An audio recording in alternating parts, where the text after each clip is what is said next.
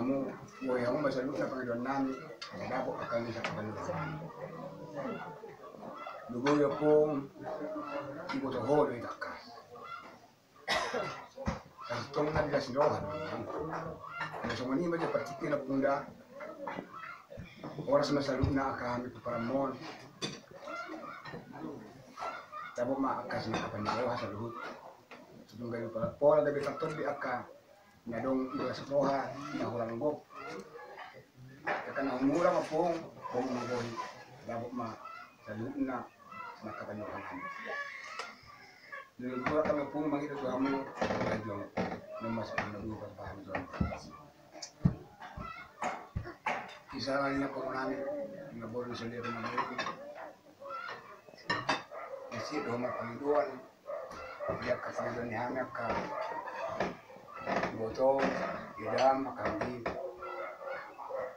kami idam na perlu pas meroham panggilan umur jadi kita menjadi jadi misalnya saya katanya kan biasanya bulan nomor dan